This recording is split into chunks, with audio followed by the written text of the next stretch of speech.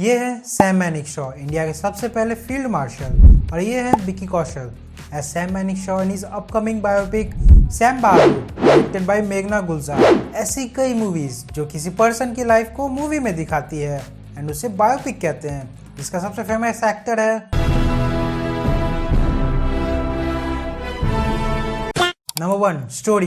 Typically biopics उनके main lead के ऊपर नेम किया जाता है, लेकिन बायोपिक्स कभी कभी किसी एक पर्टिकुलर ग्रुप के ऊपर भी होती है, जैसे कि स्ट्रेट आउट ऑफ कॉम्पटन जो एक म्यूजिकल बैंड के ऊपर बेस्ड थी। बायोपिक्स सब्जेक्टिव होती हैं, जहां मेकर्स प्रोटैगनिस्ट के लाइफ को और ड्रामेटिक बनाने के लिए आर्टिस्टिक और क्रिएटिव फ्रीडम लेते हैं। ऐसी मूवीज जहां इवेंट्स तो होते हैं बट उतने ड्रामेटिक नहीं होते, बट मूवी के नजरिए से इसे ड्रामेटिक बनाना ज्यादा प्रॉफिटेबल होता है। बायोपिक सिनेमा के अर्ली डेज से एग्जिस्ट करती है और इनकी आइडियोलॉजी बहुत सिंपल है, या तो लार्जर इवेंट्स के ऊपर मूवी बिल्ड करके उस पर्टिकुलर कैरेक्टर की स्टोरी बताओ।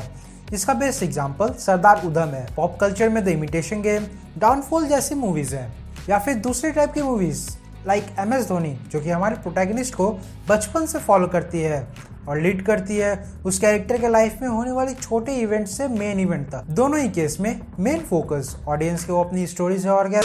Number 2 genre fluidity. बायोपिक्स एक अलग जॉनर होने के साथ साथ एक सब जॉनर को भी फॉलो करती है, क्योंकि ऐसा नहीं करने से जिस बंदे को उस प्रोटैगनिस्ट के बारे में बिल्कुल भी आइडिया नहीं होगा, उसका मेन फोकस स्टोरी पे होगा, और ऐसे केसेस में सब जॉनर उसकी प्रेजेंटेशन के लिए एक नई वे देती है।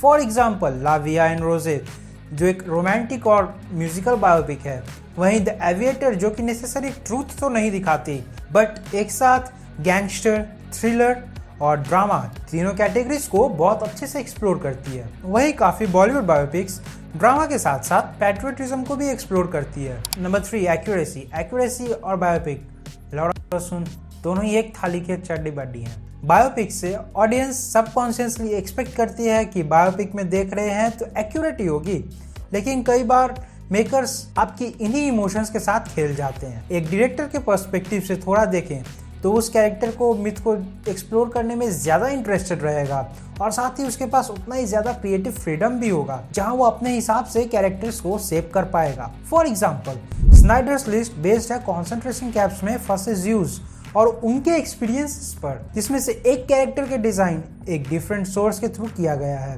नाजी कैरेक्टर्स के day to day life based है उन सोर्सेस के नाजी कमांडर्स के साथ उनकी एक्सपीरियंसेस पर। और पास्ट में थोड़ा पीछे चलते हैं, जहां पर कैरेक्टर सिर्फ लोर्ड्स के ऊपर बेस्ड होते थे, जिन्हें फ्रेश आउट करके स्क्रीन पर दिखाया जाता था। और सच कहें तो डायरेक्टर्स के लिए इससे ज्यादा बेहतर और कुछ भी नहीं है। Biopics and Indian cinema. जब से इंडिया में सिनेमा आया है तब से बायोपिक्स चलन में है। कहने का मतलब इंडिया की सबसे पहली मूवी थी 1913 में आई साइलेंट मूवी राजा हरिश्चंद्र, जिसे दादा साहेब जी ने डायरेक्ट किया था। उसके बाद से बायोपिक्स का सिलसिला जारी रहा।